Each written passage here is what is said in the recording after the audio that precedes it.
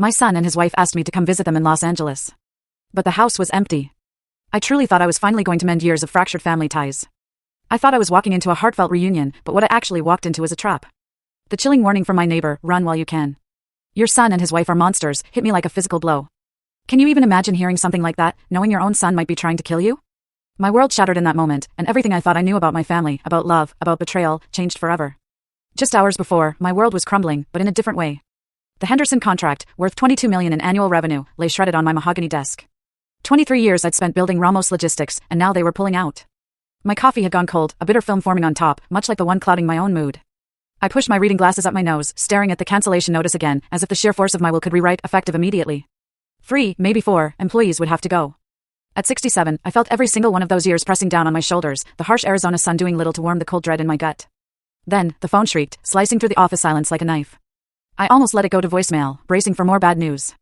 But the caller ID, it made me freeze. Milton. My son. 3 years. 3 years since our last conversation, since he'd stormed out of this very office, yelling about my lack of faith in his dreams. My finger hovered over the answer button, my heart doing a strange little flutter. "Hello, Dad." His voice was softer than I remembered, hesitant. I know we haven't talked in forever, and I know that's mostly my fault, but... I waited, the Henderson contract suddenly feeling insignificant. "Flosie and I, we want to invite you over. We've missed you." Martha's photo, smiling from my desk, seemed to approve.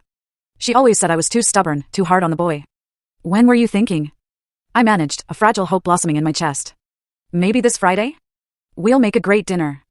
I've been wanting to show you the house, and Flosie's become quite the cook." Then, the words I'd longed to hear, "I owe you an apology, Dad, for how things ended between us." The memory of our last fight came rushing back with vivid clarity. Milton, at 35, pleading for $50,000 to invest in some revolutionary app. My blunt refusal. My lecture about real jobs instead of chasing fantasies.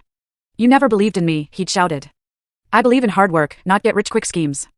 The door had slammed so hard it rattled the windows, shaking Martha's last photo right off the wall. "I've missed you, too, son." The words came out rougher than I intended, choked with years of regret. "I'll drive up Friday morning." A pause, then his voice brightened. "Really? That's wonderful. We live in Beverly Hills now. I'll text you the address."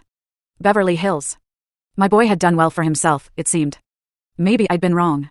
Maybe Martha's gentle wisdom had been right all along. After hanging up, I sat in the silence, and then watched the full story link is attached below.